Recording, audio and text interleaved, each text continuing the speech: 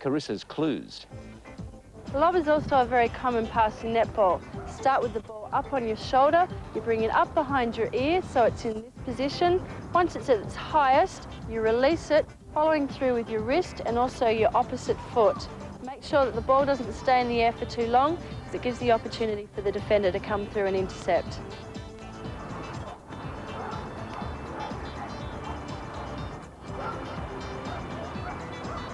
Now to the battle of the Pumas, Fremantle and Melbourne. And Melbourne have to start as favourites. They meet on neutral territory. But any clues, Anne Sargent, as to how Fremantle might dismantle Melbourne?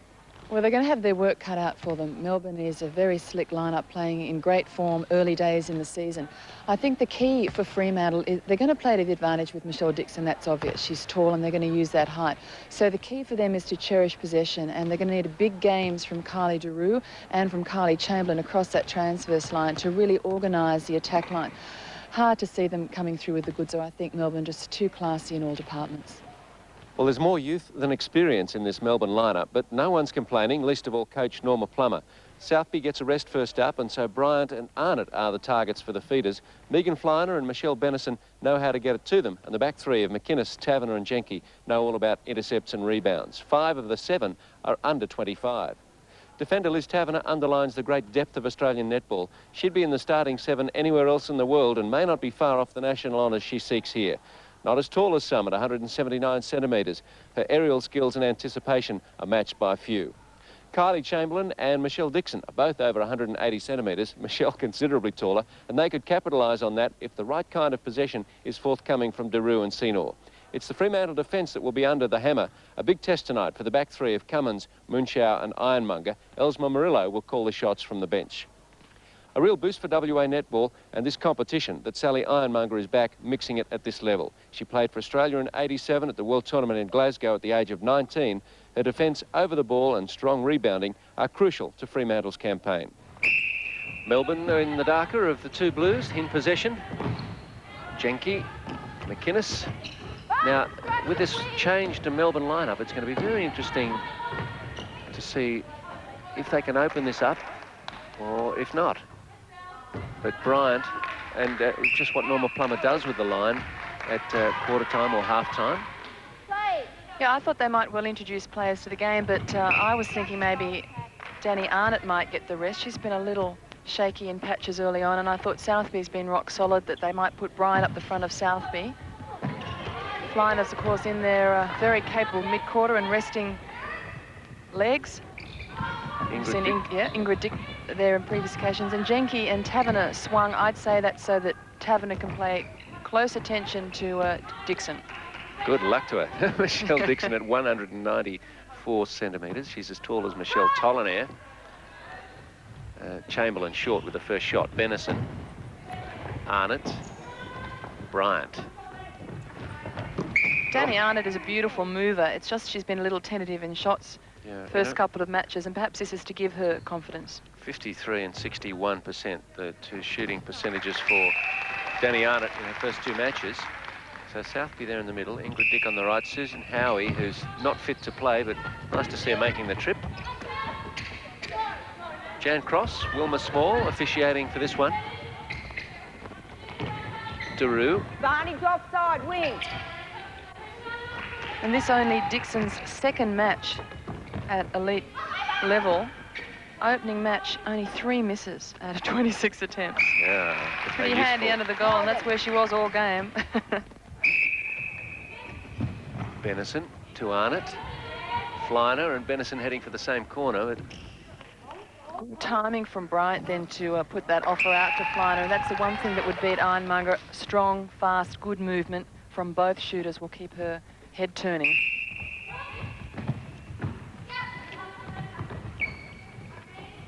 Daru back playing to the skipper Cummins to allow the forward line to get moving. Great take just then from Waveney Senor. Dixon's on the hold. Jocelyn Bryant's had half a game as we watch Chamberlain pop in a second. She came on at half-time in their first match against Queensland, yeah. 14 from 16 for 88%. She's, of course, their import player, but she slots in beautifully with them, and she has run with them before. Moonshower, the contact Arnott in possession. Ironmonger trying to defend everything. Great shot from Danny Arnott. And a few choices in the shooting department for Melbourne. You see Queensland on screen, checking out the opposition, doing their homework. Just saying, looking at the Melbourne contingent, you've got Chris Harris, a former world champion, national player on the bench, Southby, an emerging Australian player. Danny Arnott and Jocelyn Bryant, so a few choices. There's not much point Queensland doing any more homework on these sides. They've both beaten them. Oh, relaxing. For future reference. Yeah. Melbourne. Maybe they're too tired to go home. Yeah. Benison, Arnott.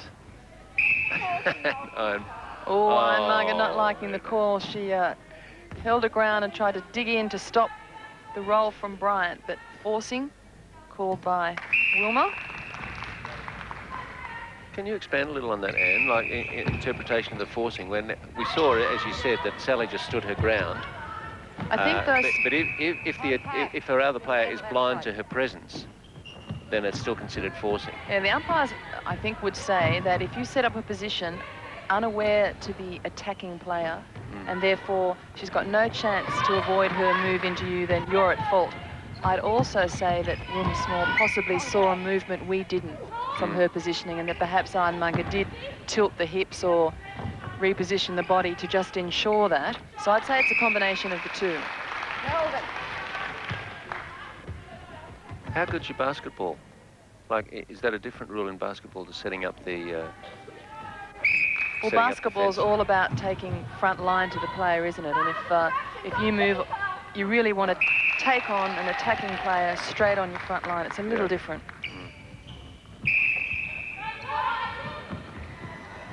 Chamberlain, Senor,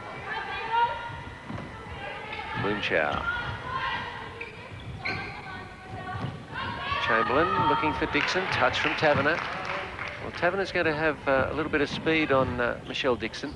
I have to make use of that because she's giving away about 15 centimetres in height. To answer your question, though, my basketball's lousy.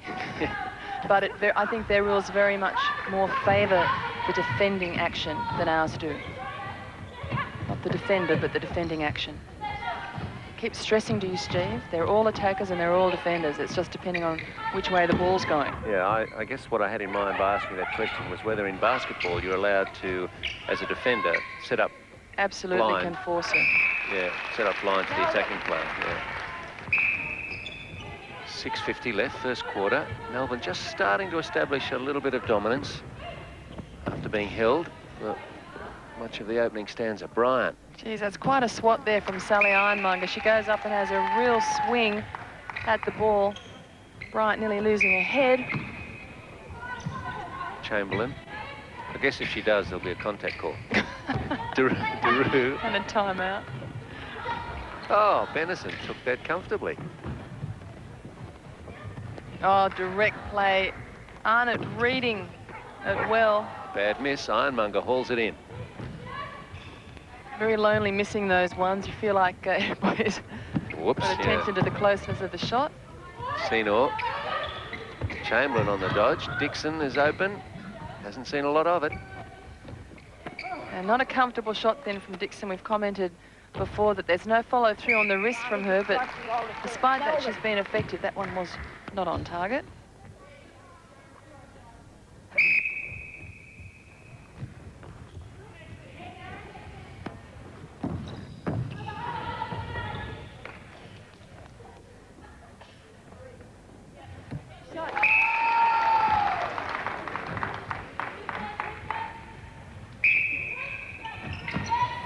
Hopping. Free pass.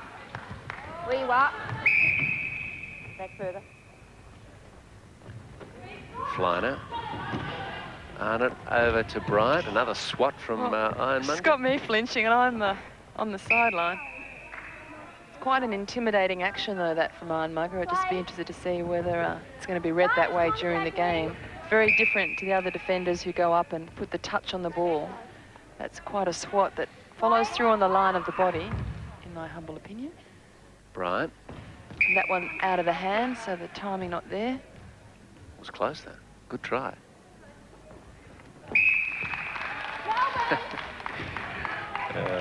Sergeant doesn't think so.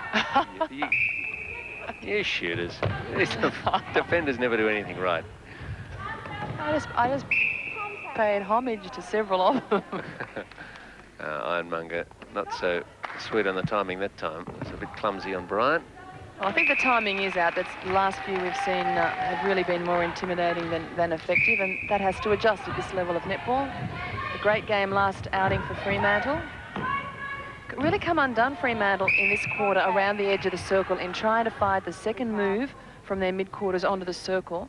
It's been misread, and of course, with this defence line so hot for Melbourne, and the speed from McInnes outside, Taverner at the back, just can't afford those misunderstandings. Oh, nice move from Arnott. And that one's allowed. Moonchow blind to Ironmonger. Arnott just stepping in on the shot into the defensive action. This is where they've been coming unstuck before, but of course this time they've gone through the shooters, and Dixon anchored well. So learning from the last few errors. A bit more patient with the feed. Now in the check shirt there is Eloise Southby's dad, Jeff. Centre of great screen. Carlton player, and above and to the right in the blue shirt, Richard Agus and his wife Joan, parents of Kylie DeRue. Probably not sitting together because they're barracking for opposing teams. They may not have met. That's right. Made the trip to Tasmania. Both of them attaching a bit of leisure time to the netball.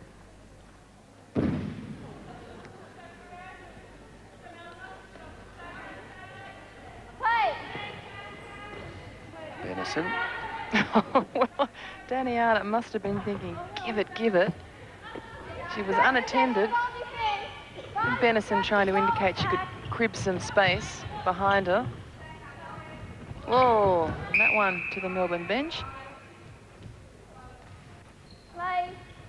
Jenke, Benison. Senor nearly ended up in the crowd. Bryant. Good positioning then from Ironmonger. She had inside position and went on with the take.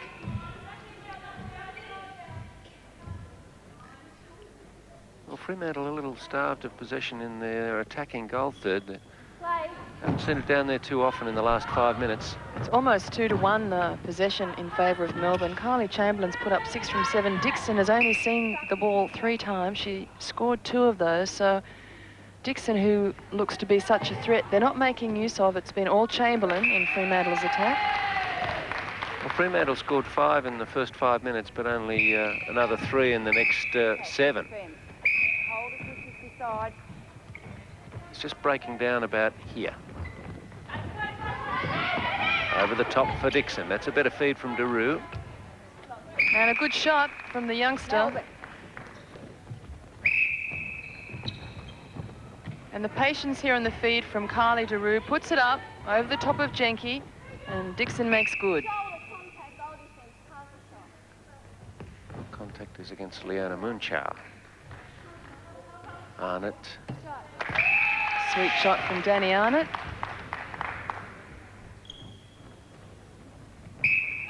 .65 seconds left, first quarter. Melbourne dominating, but not in an authoritative way. Senor. DeRue. Advantage, contact, wing. Stab from behind from Rosalie Jenke. This takes the scalp of Kylie Chamberlain. They've really got to work hard to make way into the circle, and Chamberlain comes undone, forcing a way through Jenke. A struggle for Fremantle to find their shooters comfortably. That one over a third, Fremantle ball. And if they can work it down to the circle a little better than they have been, there's time enough for their 10th goal.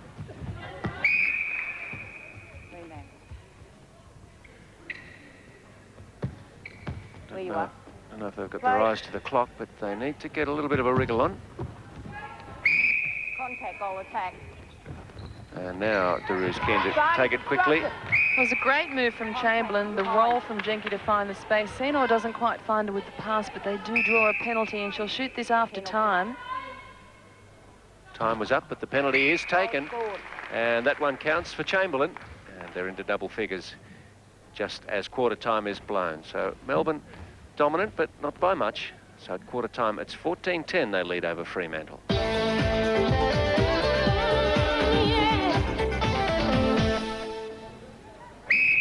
Benison for Melbourne starts us off in the second. Jenke into the corner for Arnott. Read by Ironmonger. Stopped the initial drive. Melbourne in that first quarter really did have a wealth of possession if they'd converted it a little better. Yeah, the stats is always telling us a story. The accuracy with Fremantle, the possession with Melbourne, 9 from 14 for Bryant, only 64% and only 62 for Danny Arnott at 5 from 8. Fremantle starved of possession, but they've made good use with only 2 misses between their shooters. Misunderstanding between Senor and Chamberlain led to the turnover. Having a good try to regather. Goal third. Where you are. Sargent, nice pass to Senor. Unseen by most, but it's one of my under-the-leg flicks. Oh, that put some pressure on Daru. Further round, goal attack.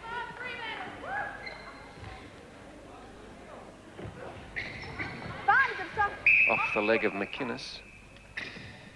Oh, I don't know if it was intentional from McInnes. No. She happened to be where the ball was passed. And a short pass there, and for those that would argue that short pass must be room for a third player to move between the hands of the passing players. Cummins comes up with a loose ball, spilt by Fleiner. Senor. Arnott comes from nowhere.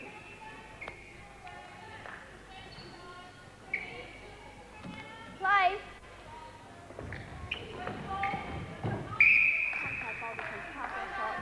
Jenke liked that steal. Wilma Small didn't. Good work from Taberner. The pressure over the shot and the rebound. Chamberlain disrupting the taking of that penalty. See both players out of play. Barney's not out of play. A goalless first 2 minutes of the second quarter. Benison, Jenke, Arnott drives it to Bryant. Contact. Penalty pass outside the circle. Senor the contact. Bryant gets the scoring happening. Fremantle. Taken a while to get the first goal on the board in the second quarter. Daru at the top of the circle. Goal defense. Pass or shot. Holding against Jenke. Chamberlain. Great shot from Chamberlain. That's her first for this second quarter. Chamberlain on strike for Fremantle. Melbourne so far have defeated Queensland 71-32 and Garble 56-49. Advantage offside. Have to put the foot down if they're going to get up near those scores. Fremantle. Danny Arnott, after 4 straight misses, has notched up 2 shots. She's put up 3 from 7. Bryant, no misses. But really, for both sides, the possession right down. It's a low-scoring segment. What do we had? 11 goals in over 10 minutes. And the bench is up for Melbourne. Southby, Ingrid Dick, Chris Harris, all out the back warming up. Advantage offside. So we might centre. see some changes, Advantage perhaps contact. middle and shooting for Melbourne. Bryant over Ironmonger. Melbourne.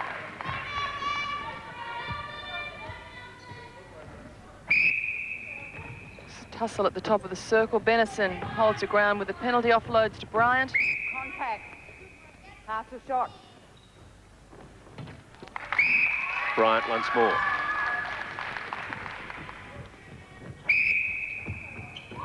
Melbourne starting to put a bit of room between themselves and Fremantle as half-time approaches.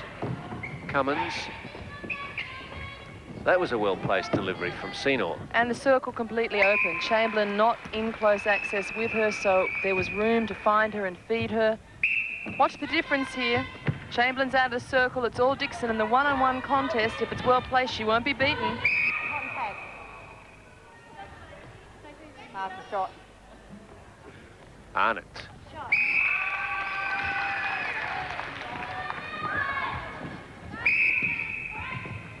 7 the lead for Melbourne. 3.5 left till the long break. Senor. Cummins lost the handle. Contact, goal attack. Fremantle. Well, Cummins was close to playing it on the ground there. Daru. Chamberlain. Now, what I'm noticing in the contest between Dixon and Taverner, when Chamberlain is shooting, that Taverner has got the right position every time. She's just outmanoeuvring Dixon at the post. Yeah, Dixon is just so green at this level of netball. She's really not played anywhere near this. So talk about her first outing the other night against Queensland. For so few misses, she's done an admirable job because it's all ahead of her in the learning department. Step there, denying Melbourne the goal. Yeah. And she is up against one of Australia's in-form defenders in Taverner, Daru. Taverner, by rights, have to be forcing away into the national team in the near future.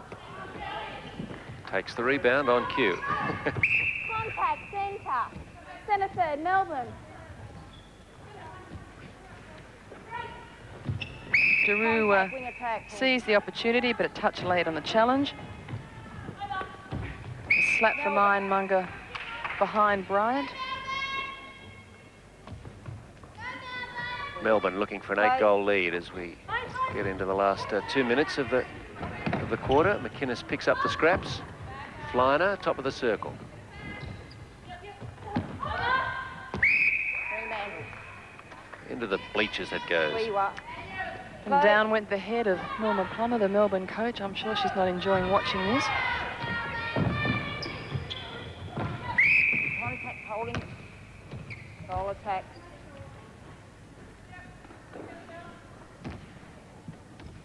Ball has to be retrieved. Ironmonger will play it. Weewa. Cummins, Daru. Oh, good offload from Sena, who was under pressure from McInnes, but the reply from the Melbourne captain, and everybody's down. Some bodies flying in all directions. Just off the ball, out of camera shot. Daru and McInnes helping each other up. I don't think there are two fairer players going around.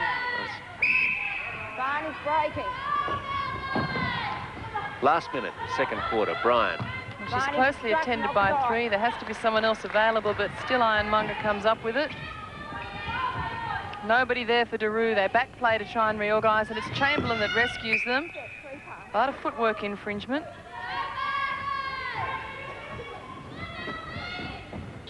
Benison.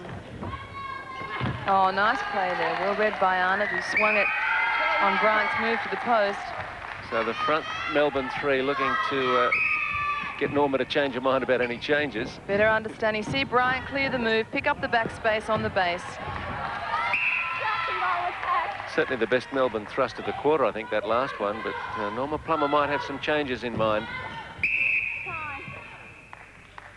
Melbourne have managed to double their quarter-time lead, but not terribly convincingly. At half-time, Melbourne lead Fremantle 25 goals to 16.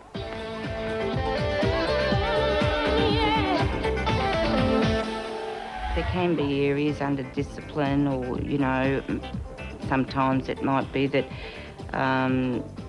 we feel the game's getting a bit rough. Maybe we're allowing too much. We might rethink about, you know, what we'll penalise and what we won't. I think every game's an individual game, and so you umpire according to what's happening on the court.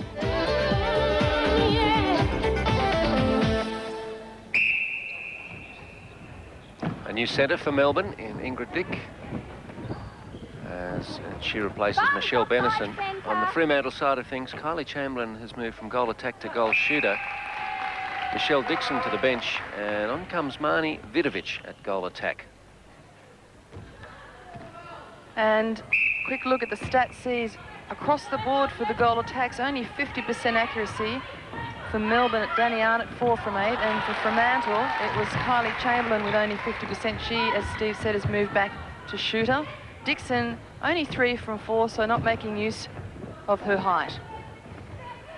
And the telling stat there really, just 10 shots offered by Fremantle in that second quarter. No possession in the circle for them. Norma Plummer just making the one change in the centre court. Ingrid Dick for Benison. Norma Plummer, of course, with the duties of the Australian youth team for World Youth Cup later this year in Canada. Set with the task of winning back that title for Australia. Cummins. Taverner pulls that one out of the air with ease. And Melbourne maybe looking at a 4-0 start to this quarter. Nice turn of speed there from Danny Arnott. A bit like a Nicole Cusack in that she's deceptive on the move. Bryant indeed does pop in the fourth. There's Michelle Benison, just warming down, as they say. Fleiner. Arnott. Drops nicely for her. 5 straight for Melbourne. Norma Plummer obviously felt confident enough in either end of the court to persist with those players. I mean, they'd taken the lead from 4 to 9. Centre third. Play. You know, the match, she felt obviously was not going to be lost by the people that were out there. Yeah, I don't think it was panic stations for Melbourne, and there's no need for wholesale changes. It's just true to say they're not as overwhelming as they've been in other matches.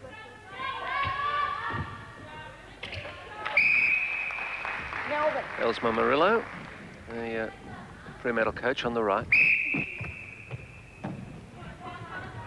17, the lead now.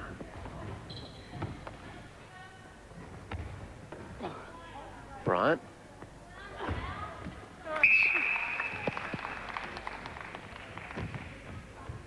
Well, Melbourne have doubled the lead. Problems perhaps with the umpiring.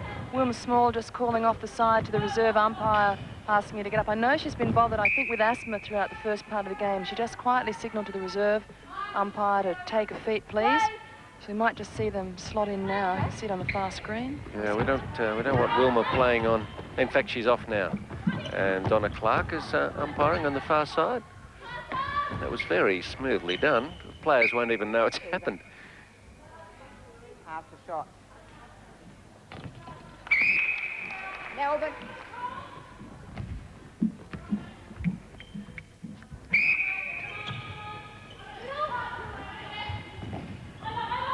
Fleiner.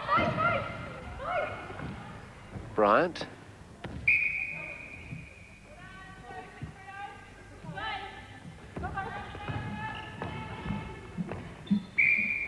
Bryant.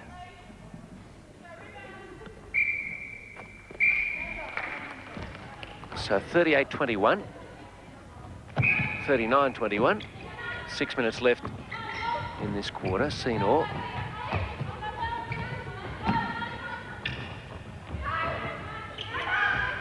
Vidovic offers it only to McInnes.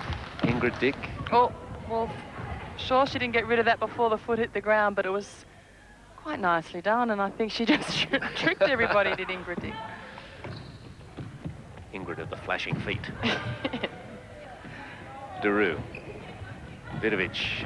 I'm beginning to think you've got a foot fetish. You had happy feet in another game we've called, and now it's a flashing feet. Yeah, whatever. Play. Just feeling a bit toey. McInnes. Please.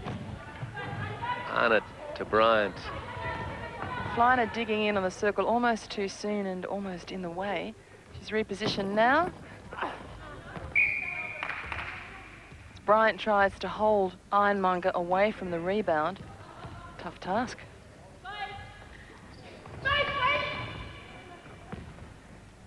Bryant certainly not imposing by her stature, but very effective. She's a slight build. There's Donna Clark, who's filled in for Wilma Small.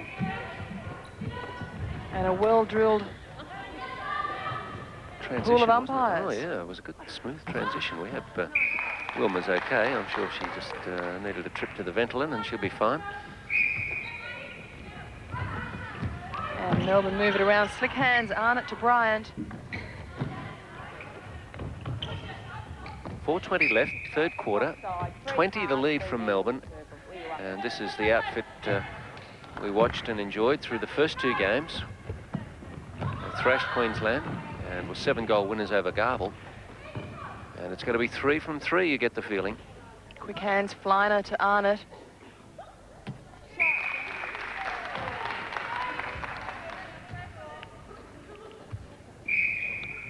Swings it across the court.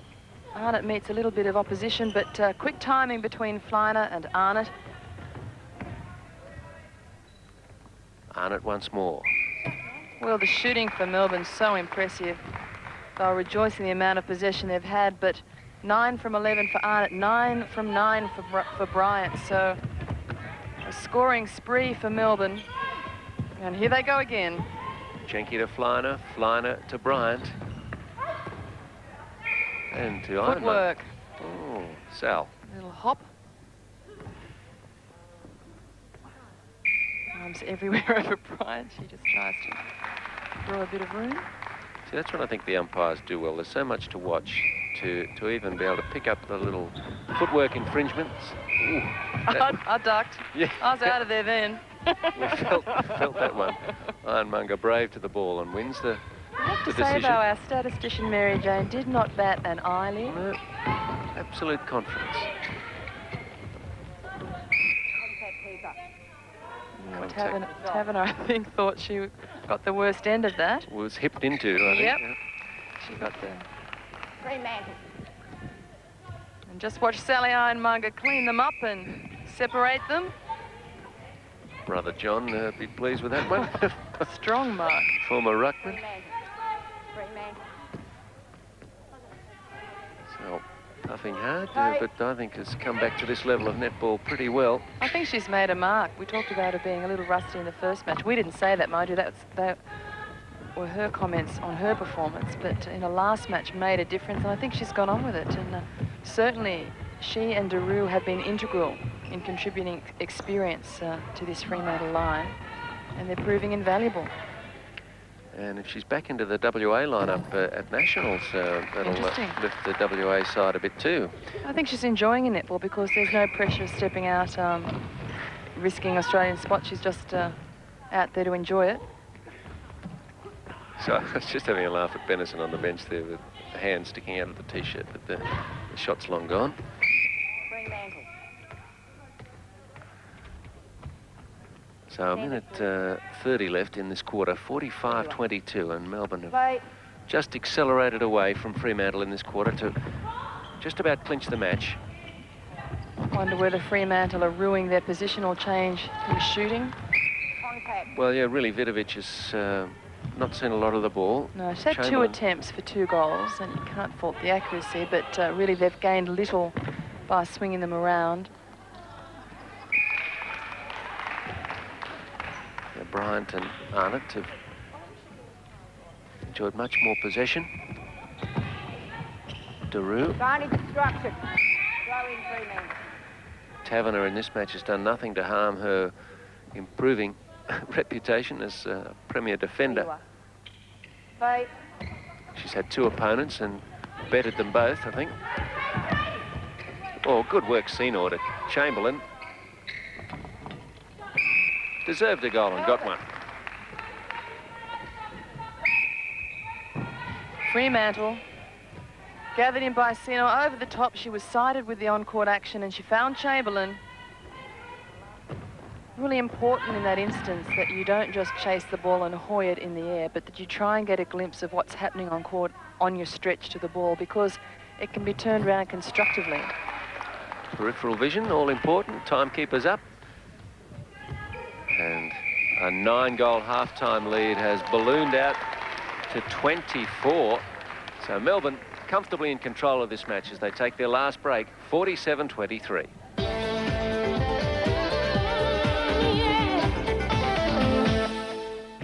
Sam Bannister, the new centre for Fremantle, and Chantal Tournay is also on for Liana Munchau at goal defence. It's looking for changes on the Melbourne side? Can't see any. So, Annie, stats? Third quarter stats, a nightmare for Fremantle. Only 9 attempts at goal. They made good with most of them, but compare that to the 25 that Melbourne enjoyed, and of course only 3 misses between the 2 Melbourne shooters. It's a dream come true for Melbourne and a shocker for Fremantle. Arnott.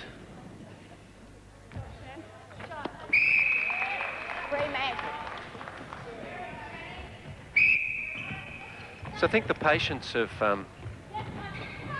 Norma Plummer in persisting with the lineup when it wasn't playing that well through the first 2 quarters has been rewarded.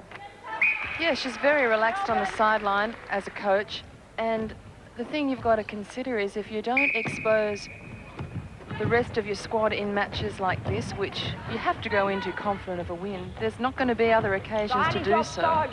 There's 5 teams, we think, fighting it out for 4 spots at the top, and these are the ones you expect to take and to give some experience to the next in line. That's Arnott again. 3.5 minutes left in the match. Jenke, Fleiner.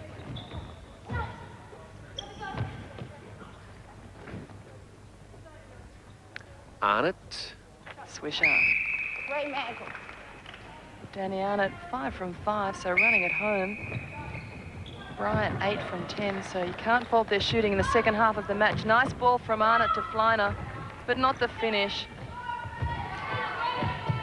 Bannister, Cummins, and Senor. They've got the numbers.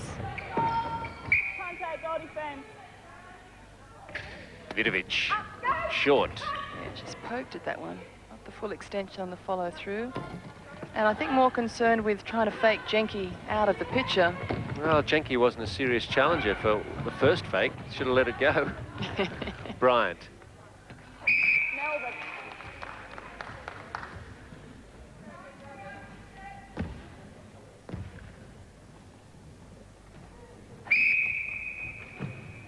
McInnes to Fleiner. Fleiner holds that one up. She's conscious that the last feed was down the throat of Ironmonger.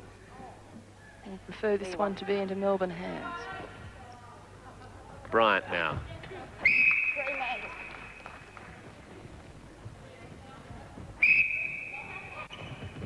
Well, 62-32, a 30-goal win coming up for Melbourne.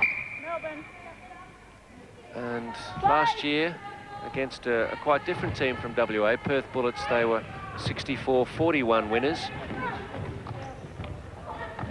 Didn't think they'd kick away like this after an unconvincing first 2 quarters.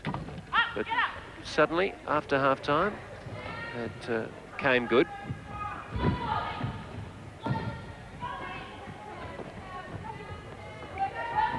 And the big plus for Norma Plummer, the Melbourne coach, out of this is that she's got some players on court that, if required, have had at least a full game out there in Megan Fleiner, Jocelyn Bryant.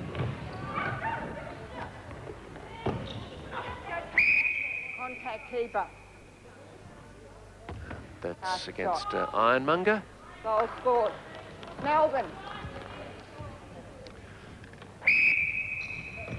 Now Melbourne with a chance in the dying moments to just round this off nicely. 64-32 would statistically look quite neat. Right. Bryant with a chance to do just that. Fremantle. Vidovic, Senor. And McInnes comes away with a bit of help from Ingrid Dick. Arnott down to Bryant. Arnott. Spoil my perfect 2-for-1 goal at the end there, making it 65-32. But Melbourne looked great for the second half. A little scratchy through the first 2 quarters when they led it 14-10 and 25-16, but really brought it home. And they'll be satisfied in the end that they've done the job on Fremantle here. 65-32, and Sargent will be talking with Liz Taverner. Thanks, Steve. Well, Lizzie comprehensive victory. Scoreline looked great to finish, but unlike your other matches, sluggish at the start. Yeah, it certainly was a bit sluggish. We found the first half we really struggled bringing the ball down, right down from defence down to the attack line, and we seemed to be a little bit cluttered around the transverse line, but we seemed to work it out. We made a few changes at half-time and worked it out and came home very strongly. Well, you certainly did put your foot down in the third quarter. What exactly were you asked to go out and do to rectify it in that third passage? We were asked to open it up, especially in the attack line, give each other space, read each other, make sure there's a couple of leads coming towards the ball and give it to the person who's free rather than putting pressure on someone who's got two defenders on them. Well, it's a young line all round, but a lot of depth in terms of talent on the bench and some new combinations and goals. They ran the goaling home beautifully in that second half. They certainly did. I'm sure all our goalers have got very high percentages in that game and our previous games as well. And Rosie Jenke lining up nicely with you. Are you enjoying that combination? Yeah, it's great. I mean, doesn't seem like long ago when she was on court with us, but she hasn't been on court for about 7 months. So, I mean, time flies and she's certainly doing very, very well.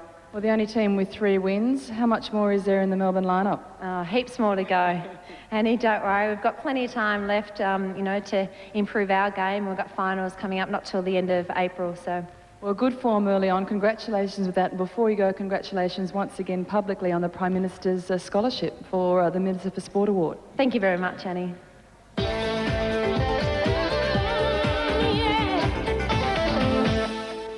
Well, we've had 4 matches played here in Launceston, and here's how the table looks now, with some clubs having played 3 matches and others 1.